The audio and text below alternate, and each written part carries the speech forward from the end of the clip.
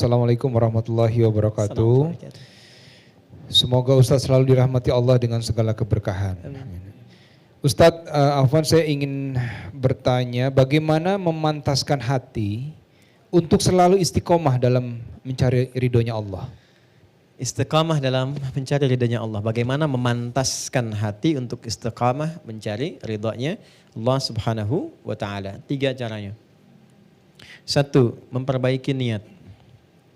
Memperbaiki niat. Dalilnya di hadis Nabi SAW di Al-Bukhari nomor hadis yang pertama, Nabi SAW bersabda, "Innamal a'malu binniyat wa innama likulli imri'in ma nawa." Sungguh semua aktivitas kegiatan kita akan baik, tidak baik, serius atau tidak tergantung pada motivasi niatnya. Sekarang istiqomahnya mau dalam hal apa? Tadi ingin mendekati Allah, maka niatkan dulu. Saya ingin betul-betul berniat untuk mendekati Allah. Lalu yang kedua, sempurnakan ikhtiar sesuai dengan niat. Karena niatnya mendekati Allah, bagaimana cara mendekati Allah itu? Maka Allah turunkan. Ada skemanya lewat sholat, skemanya lewat Quran, skemanya lewat puasa. Contoh yang sholat, kalau ingin hanya sekedar, sholat 5 waktu, itu semua orang melakukannya. Yang tidak dekat dengan Allah pun masih 5 waktu juga. Maka kalau ingin lebih dekat tambah, misalnya tambah dengan sunnah. Baik ya? Kemudian yang rawatib dulu, jangan tinggi-tinggi dulu, rawatib dulu yang dekat-dekat dengan sholat fardu, yang jaraknya nggak terlalu jauh.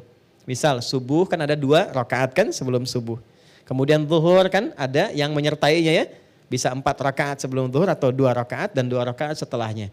Kalau belum sempat mengerjakan dua-duanya, belum terbiasa, jangan paksakan mengerjakan keduanya.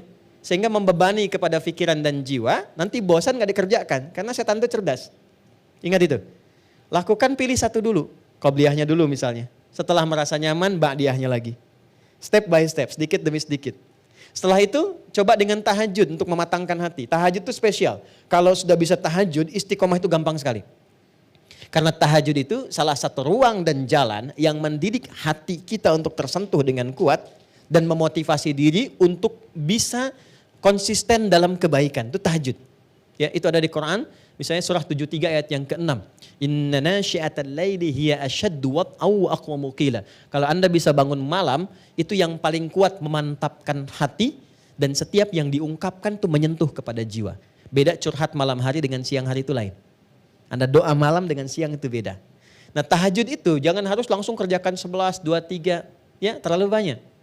Kalau belum pernah mengerjakan, rumusnya di hadis Muslim nomor hadis 749 dari Ibnu Umar, kerjakan 2 dulu.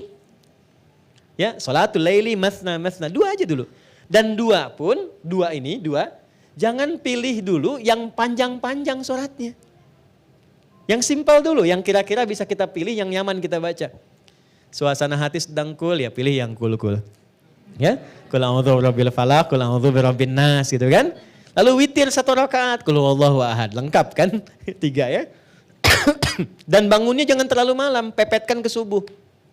Pepetkan ke subuh. Sekarang misalnya kita dapati subuh 4.25 misal gitu kan. Bangunnya jam 4.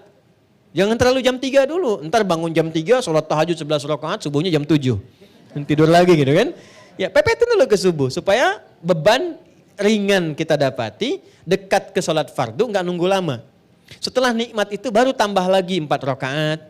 Tambah lagi naikkan suratnya ke ad-duha misalnya. Sampai kita mendapatkan konsisten dengan 11 rakaat setidaknya. Ya, itu caranya. Yang ketiga, bergaul dengan orang soleh. Ya, di rumah angkat semua jadi soleh. Ya, punya visi. Ayo kita bergerak menjadi lebih baik yuk. Ya, bukankah kita ingin bertemu lagi, ingin dapat rahmat Allah. Pengen samara tapi jauh dari yang punya. Cuma ditulis saja di depan pintu. Keluarga samara. Pintunya yang samara gitu kan. Nah, sakinah mawaddah rahmah itu kan punya Allah. Dekati yang punya kita dapat. Itu di Quran surah 30 ayat ke-21. Itu kuncinya. Dekati Allah, maka Allah mendekati kita. Diberikan semua apa yang kita inginkan sepanjang maslahat dunia dan akhirat. Jadi 3 poin itu, ya jadikan keluarga yang baik, cari teman-teman yang baik. Setelah itu bikin kegiatan yang satu visi dulu. Misal nih, ketemu dengan teman yang baik, gimana kalau kita bikin program untuk tahajud dulu nih, saling ingatkan. Ya ada satu grup misalnya di situ 5 orang, ingatkan malam-malam ya, misalnya diingatkan telepon jam berapa kita sepakat. Setelah itu naik level ke puasa sama-sama. Ya, puasa Senin Kamis, Senin puasa, Kamis puasa, kumpul ngajak bareng-bareng. Tadi saya dengan Mas Baim diskusi itu di bawah nanya, Ustadz motivasi saya kenapa puasa Senin Kamis itu? Apa hikmahnya? Saya bilang Senin, Nabi pernah ditanya kenapa Rasulullah puasa Senin. Kata Nabi, hadza yauma wulidtu. Ini hari lahir saya puasa. Hari lahir saya. Pesannya di situ dua. Satu, dalam setiap hari kelahiran kita, syukuri itu kepada Allah. Apa hikmah puasa itu? Puasa itu bagian pentingnya adalah cara mendidik kita menjadi lebih baik. Makanya jarang ada orang sedang puasa berbuat buruk tuh nggak ada. Pemarah pun kalau sedang puasa nggak akan marah. Wah, dimaki orang nggak marah dia. Padahal udah 5:30, ya kan? Nggak marah. Ditanya istrinya, Pak kok nggak marah? Ntar habis maghrib. Habis maghrib dia lupa kan? Dia jaga tuh. Jadi singkatnya Pak, ketika puasa itu datang hari Senin, spiritnya boleh Anda puasa saat hari kelahiran. Misalnya Anda hari Rabu puasa, boleh silahkan. Tapi inti dari situ adalah bukan karena puasanya. Coba saya 40 tahun nih tahun depan misalnya kan, begitu pas di harinya tanyakan selama 40 tahun ini sudah berapa kebaikan yang saya kumpulkan. Apa resolusi kita menjadi lebih baik daripada itu? Itu spiritnya. Yang kedua, kita mengharap dapat syafaat Nabi SAW. Dengan mencintai Nabi kita ikuti. Nah untuk yang hari Kamis spesial. Kamis itu kata Nabi, waktu amal kita diangkat kepada Allah dan disampaikan oleh malaikat. Pesan moralnya apa? Enggak disampaikan pun Allah sudah tahu.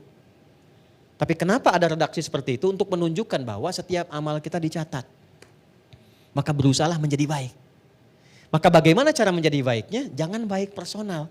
Ini yang sering jarang dilakukan. Sahur bareng-bareng dengan keluarga. Buka sama-sama, jangan baik sendirian.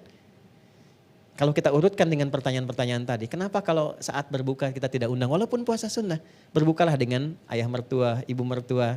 Ya kan? Dengan ayah, dengan ibu, sekalipun mereka tidak puasa, tapi merasakan kenikmatan dari itu semua. Berbagi makanan, berbagi doa, berbagi kebaikan. Itu poinnya. Nah 3 langkah itu kalau sudah dilakukan, ya insya Allah sedikit banyak akan ada perubahan dalam kehidupan kita. Jelas saya kira.